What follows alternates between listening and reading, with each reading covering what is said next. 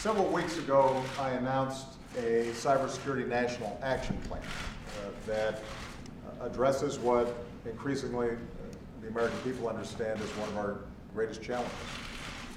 The internet has brought incredible opportunity, incredible wealth, gives us access to data and information that are enhancing our lives in all sorts of ways. It also means that more and more of our lives are being downloaded, being stored, and as a consequence are a lot more vulnerable.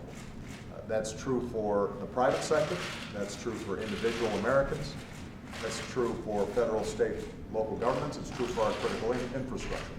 And as I indicated when I announced this National Action Plan, right now we are not as well organized as we need to be to make sure that we're dealing with all these threats in an effective way. We've made some enormous progress since I came into office, chipping away at the problem, trying to upgrade certain systems, trying to patch over certain security vulnerabilities.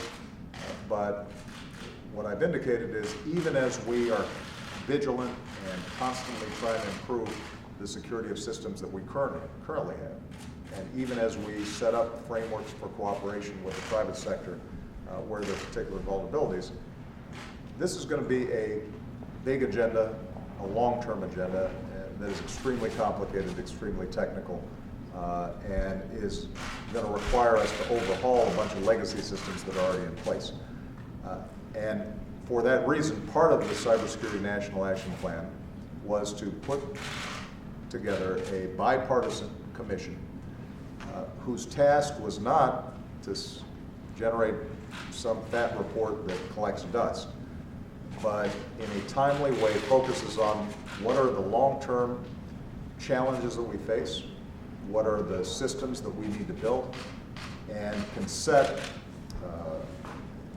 a clear sense of direction for the federal government, working in concert with the private sector, state and local actors for the next 5 years, 10 years, 20 years. So that we can make sure that we get the benefits of the internet and digitalization and not the dangers and threats. I am really happy that we have identified two people who I can't think of anybody who would be better in serving in this capacity. A dear friend of mine, my former National Security Advisor, Tom Donilon, who spent a lot of years here in the White House steeped in national security challenges, understands every aspect of our intelligence systems, our national security systems, and has worked at the highest levels of government, and Sam Palmisano, who is the former CEO of IBM. So as I joked with him, he knows a little bit about computers, but he has also served in a variety of nonprofit and advisory boards, thinking very deeply about the issue of how do we make cybersecurity a top priority and how do we do better by the American people.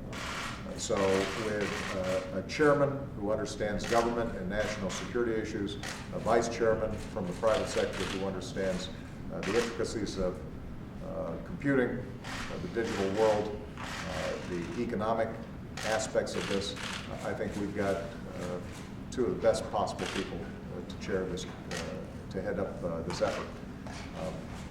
We're also going to make sure that some of our key cabinet secretaries, like Jay Johnson, Secretary of Department of Homeland Security, Penny Pritzker, our Secretary of Commerce, and others are working very closely with this commission, and we're going to be announcing additional names from academia, the private sector, and national security sector who can add to this effort.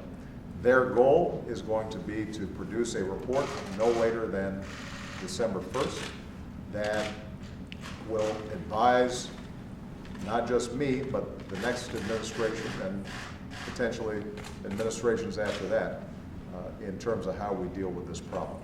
And the scope of their work is broad.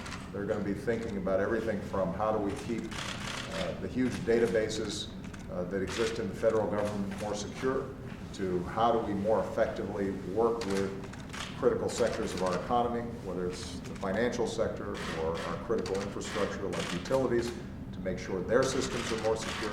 How do we provide the general public timely and continuously updated information about the best practices they need to keep their families safe, keep their finances safe, keep their health information private.